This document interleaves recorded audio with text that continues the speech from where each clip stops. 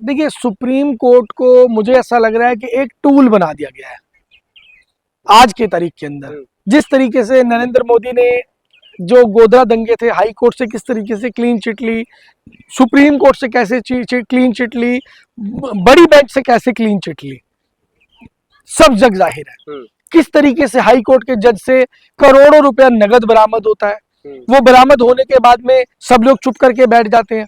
आखिर इन चीजों की अगर जांच नहीं होगी, इन चीजों पर अगर तफ्तीश नहीं होगी तो क्या होगा। कोर्ट भी, जैसे मीडिया आज की तारीख में टूल किट बन चुका है सरकारों का, इसी तरीके से जो कानून व्यवस्था है वो भी नेताओं की टूल किट बन के रह जाएगी, जो एक बड़ा ही दुर्भाग्य होगा भारत के भविष्य के लिए। लेकिन सर, सुप्रीम कोर्ट का जो रुख अगर देखा जाए, हालांकि वो जब स्टे लगाया था तो उन्होंने कहा था हम देश में तमाम चीजों को ध्यान में रखते हुए, तमाम बातों को ध्यान में रखते हुए और दोनों पक्ष को ध्यान में रखते हुए हम आगे की कार्रवाई करेंगे, आगे का फैसला देंगे, ना देश में माहौल बिगड़ेगा और न ही किसी कोई प्रताड़ित किया जाएगा। क्या लग रहा है, सरकार को नहीं सोचना चाहिए, भारतीय जनता पार्टी को नहीं सोचना चाहिए? देखिए, मैंने पहले भी ऐसे ही कहा, जब इस कानून को आप पढ़ोगे ना तो इसके बीच में हर तरीके का विकल्प और प्रावधान दिया हुआ था। आप कंप्लेंट करेंगे तो कंप्लेंट किसके पास जाएगी, कितने समय के अंदर आप अपील कर सकते हैं, कितना समय आगे दिया जाएगा, कितने समय, टाइम बाउंड समय के अंदर उसको क्लोज करना होगा, हर चीज का प्रावधान दिया हुआ था। और ये जब जिसने भी कानून ये बनाया, मुझे लगता है कि कहीं ना कहीं बहुत इंटेलेक्चुअल लोगों की टीम रही होगी जिसने इस कानून को इस तरीके से बैलेंस करके बनाया था, जिसके बीच में उन्होंने इस चीज का भी ध्यान रखा था कि अगर कोई फर्जी कंप्लेंट हो जाती है तो उसमें उस स्वर्ण जाति के व्यक्ति का बचाव कैसे होगा। ऑलरेडी उसको बैलेंस किया हुआ है।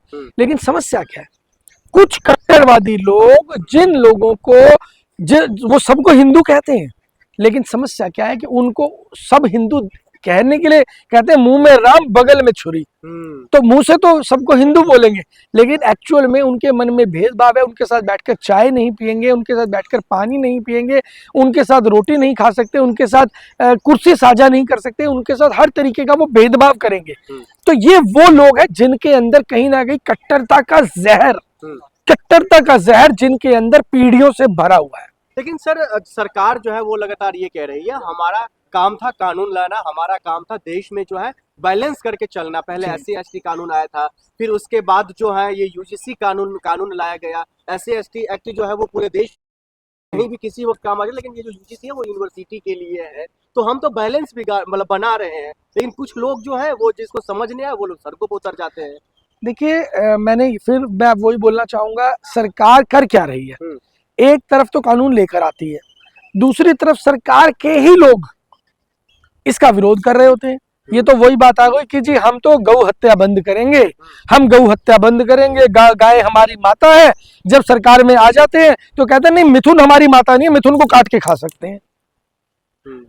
अरे भाई, गाय तो गाय ही है। तो क्या लग रहा है सर, इस सरकार में लग रहा है जो कोई भी जाति, धर्म या देश की जनता, आवाम सुरक्षित है, या फिर यूं ही माहौल बिगड़ता रहेगा, यूं ही लोगों पर केस पर केस दर्ज होते रहेंगे और मामला कोर्ट में जाता रहेगा?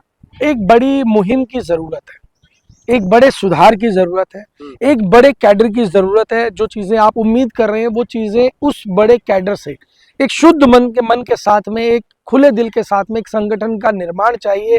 एक ऐसा कैडर चाहिए जो आज की तारीख के अंदर इन जहर भरे लोगों से लड़ सके। क्या चंद्रशेखर आजाद रावण इस कैडर में नहीं आ सकते हैं? क्या वो लड़ाई नहीं लड़ सकते? वो तो यूं तो कहते हैं हम पूरे दिल्ली को नीला कर देंगे। देखिए, बात वही आगे नीला करने वाली। जो भी कट्टरता पे चलेगा, कट्टरता पे चलने वाला व्यक्ति केवल अपने बारे में सोच सकता है, सबके बारे में नहीं सोच सकता। हमें सबको साथ लेकर चलना है। अगर हम सबको साथ लेकर चलना चाहते हैं तो कहीं ना कहीं कट्टरता के बीच, कट्टरता में हमें थोड़ा सा डिफरेंस बना के चलना होगा। आप नीलेपन की बात करते हैं तो बाकी लोग कहाँ गए आपके? जो लोग आपका साथ देना चाहते हैं इस बिल के ऊपर, बहुत सारे ऐसे लोग हैं जो स्वर्ण जाति के लोग हैं जो आपका साथ देना चाहते हैं, बहुत सारे सिख भाई हैं जो आपका साथ देना चाहते हैं, बहुत सारे क्रिश्चियन हैं जो आपका साथ देना चाहते हैं। आप तो कह रहे हैं हमें किसी की जरूरत ही नहीं है। कट्टरता में जब आप आते हैं तो आप अपनी लकीर को छोटा कर लेते हैं, अपनी भीड़ को कम कर लेते हैं।